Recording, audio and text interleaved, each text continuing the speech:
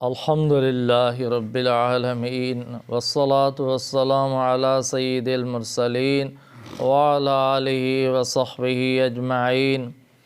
أما بعد فأعوذ بالله من الشيطان الرجيم. بسم الله الرحمن الرحيم.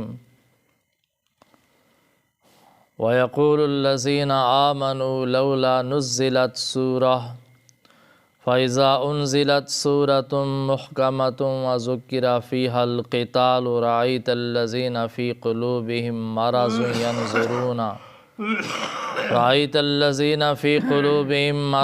ينظرون إليك نظر المغشي عليه من الموت فأولى لهم طاعة وقول معروف فإذا عزم الأمر فلو صدقوا الله لكان خيرا لهم.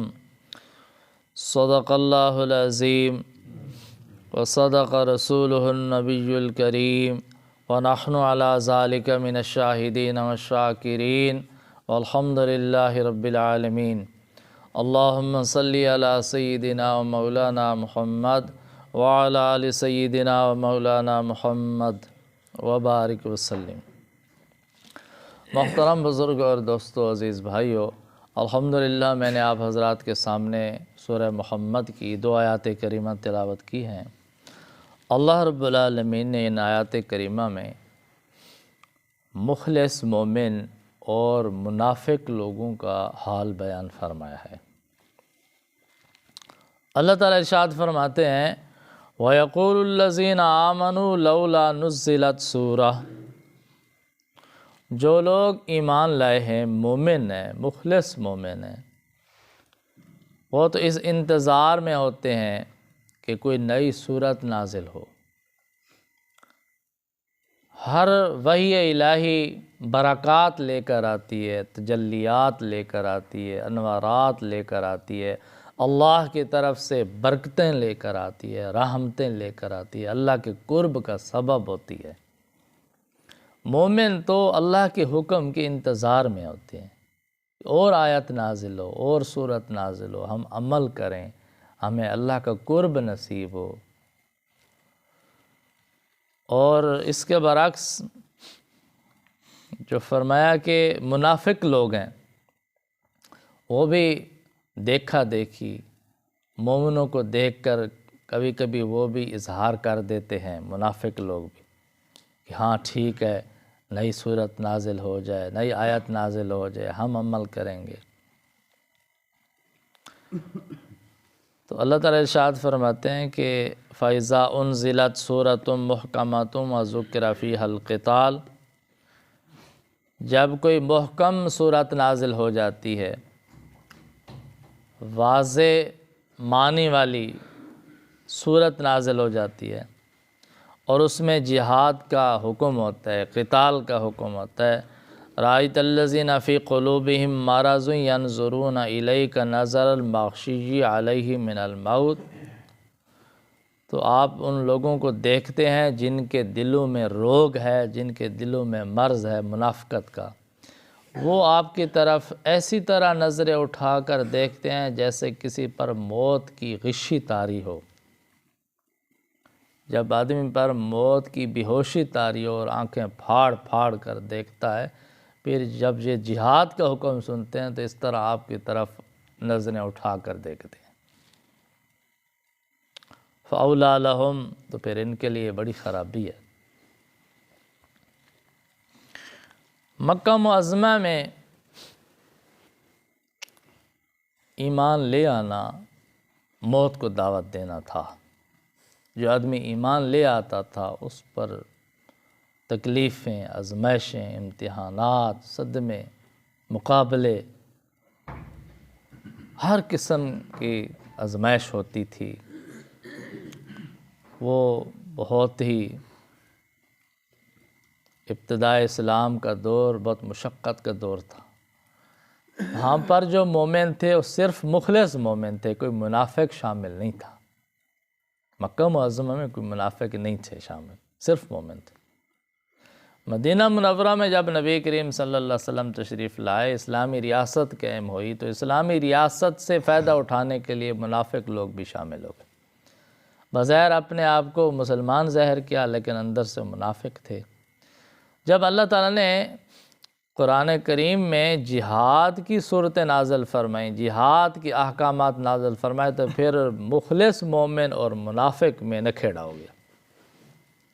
جو مخلص مومن تھے وہ تو تیار تھے اللہ کو ہر حکم ماننے کے لیے، جہاد کا حکم ہو، نماز کا حکم ہو، روزے کا ہو، زکوٰۃ کا ہو، کوئی بھی حکم ہو مومن کے لیے تو اللہ کی رحمت، حتیٰ کہ جان قربان کرنے کا بھی حکم ہو تو مومن تو تیار ہے کہ یہ دنیا کی زندگی کیا زندگی ہے، یہ زندگی چلی جائے گی، آخرت کی ہمیشہ ہمیشہ کی زندگی ہمیں انعام میں مل جائے گی۔ مومن کے لیے تو کوئی مسئلہ نہیں ہے، لیکن جو منافق لوگ تھے وہ بھی کبھی کبھی نعرے لگا دیتے تھے کہ ہاں جہاد ہونا چاہیے، ہم بھی جہاد کریں گے، لیکن جب جہاد کا حکم واضح آ جاتا کہ ہاں چلو جہاد کے لیے، پھر بہانے بناتے۔ پھر تو اللہ تعالیٰ فرماتے میرے پیغمبر صلی اللہ علیہ وسلم یہ لوگ آپ کی طرف ایسے آنکھیں پھاڑ پھاڑ کے دیکھتے ہیں جیسے کسی پر موت کی بے ہوشی طاری ہو جائے، کہ مرنے لگتے ہیں، مرے جا رہے ہیں۔ تو یہ جو جہاد ہے یہ کسوٹی ہے پرکھنے کے لیے، جیسے زرگر کے پاس کسوٹی ہوتی ہے نا سونے کو پرکھنے کے لیے کہ یہ اصلی ہے کہ نکلی ہے، وہ پتہ چل جاتا ہے سونے کا، نکھیڑا ہو جاتا ہے اصلی سونا کیا ہے نکلی کیا ہے۔ اسی طرح یہ جو جہاد ہے نا یہ کسوٹی ہے پرکھنے کے لیے۔ مخلص مومن قبول کرتے ہیں، اللہ کے راستے میں جہاد کرتے ہیں، جو منافق ہوتے ہیں نا وہ جہاد نہیں کرتے، وہ جان چھوڑاتے ہیں۔ تو بہرحال اللہ تعالیٰ نے ارشاد فرمایا فَإِذَا أُنزِلَتْ سُورَةٌ مُحْكَمَةٌ، جب کوئی صورت محکمہ نازل ہو جاتی ہے، تو قرآن کریم میں جو صورتیں نازل ہوئی ہیں، آیات نازل ہوئی ہیں، ان کی 3 قسمیں ہیں۔ ایک ہیں آیات محکمات، دوسری ہیں آیات متشابہات، تیسری ہیں آیات ناسخ منسوخ آیات۔ محکم عام آیات تو وہ ہوتی ہیں جن کا حکم دائمی ہوتا ہے، قیامت تک کے لیے ہوتا ہے، وہ تبدیل نہیں ہوتا۔ جیسے جہاد کی آیات ہیں، جہاد کا حکم ہے، یہ قیامت تک کے لیے ہے، اس میں تبدیلی نہیں آتی۔ دوسری آیات ہوتی ہیں جو منسوخ ہو جاتی ہیں، بعض اوقات آیت منسوخ ہوتی ہے اس کو حکم منسوخ نہیں ہوتا، بعض اوقات ایسا ہوتا تھا کہ آیات بھی منسوخ ہو جاتی تھیں، ان کا حکم بھی منسوخ ہو جاتا تھا، اس کی جگہ پر نیا حکم نئی آیات آ جاتی تھی۔ جیسے رجم کی آیات ہیں، اگرچہ آیات منسوخ ہیں لیکن رجم کرنے کا حکم منسوخ نہیں ہے، وہ نافذ ہے۔ خود نبی کریم صلی اللہ علیہ وسلم نے رجم فرمایا، نافذ فرمایا، خلفائے راشدین رضوان اللہ علیہم اجمعین کے دور میں یہ حکم نافذ رہا، قیامت تک نافذ رہے گا۔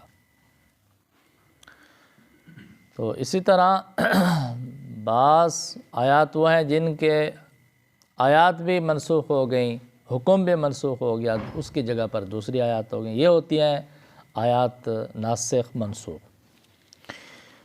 تیسری قسم کے آیات ہوتے ہیں متشابہات، کہ جس کا معنی سمجھنا ہر آدمی کے بس میں نہیں ہوتا۔ جیسے قرآن کریم میں آتا ہے ید اللہ فوق ایدیہم، کہ ان کے ہاتھوں پر اللہ کا ہاتھ ہے، اور انسان کے ہاتھ اور ہیں، اللہ تعالیٰ کا ہاتھ انسان کی طرح قیاس نہیں کرنا۔ اللہ تعالیٰ کے ہاتھ سے مراد کیا ہے، اس کا معنی بعید مراد لیتے ہیں مفسرین حضرات۔ اس کا مفہوم یہ ہے کہ اس کا مطلب یہ ہوتا ہے کہ کسی کے ہاتھ پر اللہ کا ہاتھ ہے، اس کا مطلب ہے اس کے ساتھ اللہ کی مدد ہے، اللہ کی نصرت ہے۔ لیکن یہ آیات متشابہات ہیں، ان کا معنی سمجھنا ہر آدمی کے بس کی بات نہیں ہے۔ ہاں یہ ہیں قرآن کریم کا حصہ، ان پر اسی طرح ایمان لانا ہے جس طرح دوسری آیات پر ایمان لانا ہے، جیسے حروف مقطعات ہیں۔ تو یہ 3 قسم کی آیات ہیں، لیکن قرآن کریم میں اکثر آیات محکمات ہیں جن کا حکم دائمی ہے، قائم ہے، قیامت تک کے لیے نافذ ہے۔ تو اسی طرح یہ آیات جہاد جو ہیں نا یہ محکم آیات ہیں، ان کا حکم قیامت تک کے لیے، جہاد قیامت تک کے لیے۔ لیکن جہاد کی تعبیر میں، تشریح میں بعض اوقات لوگوں کو غلط فہمی لگ جاتی ہے۔ یہ جو قرآن کریم میں، اسلام میں جہاد کا حکم ہے، یہ جہاد کا حکم ہے فساد کو ختم کرنے کے لیے، فتنہ فساد کو ختم کرنے کے لیے، ظلم کو ختم کرنے کے لیے، ظلم کو روکنے کے لیے۔ جہاں فتنہ کھڑا ہو جائے، فساد کھڑا ہو جائے، فساد پھیل جائے، ظلم پھیل جائے، تو فتنے کو، فساد کو، ظلم کو روکنے کے لیے جو کوشش کی جاتی ہے، محنت کی جاتی ہے، جد و جہد کی جاتی ہے، اس کا نام جہاد ہے۔ وہ زبان سے بھی ہوتی ہے، وہ قلم سے بھی ہوتی ہے، وہ تلوار سے بھی ہوتی ہے، وہ لڑائی سے بھی ہوتی ہے، تو اس کو کہتے ہیں جہاد، ظلم کو روکنے کے لیے۔ جہاد لوگوں پر جنگ مسلط کرنے کا نام نہیں ہے، فتنے فساد کو روکنے کا نام جہاد ہے، ظلم کو روکنے کا نام جہاد ہے۔ جہاد کے ذریعے عدل و انصاف قائم کرنا ہے، جہاد کے ذریعے اللہ کا نظام ہے جو اللہ نے اسلام میں دیا ہے، قرآن میں دیا ہے، عدل و انصاف کا نظام قائم کرنا ہے۔ تو اس لیے ایک ہوتا ہے جہاد اکبر اور دوسرا ہوتا ہے جہاد اصغر۔ تو نبی کریم صلی اللہ علیہ وسلم نے فرمایا کہ جو تم میدان جنگ میں جہاد کرتے ہو یہ جہاد اصغر ہے، اور اپنے نفس کے ساتھ جو جہاد ہے یہ جہاد اکبر ہے۔ یہ جہاد جو میدان جنگ میں ہوتا ہے یہ تو کبھی کبھی ہوتا ہے نا، اور جو نفس کے ساتھ جہاد ہے یہ تو ہر وقت شروع ہے۔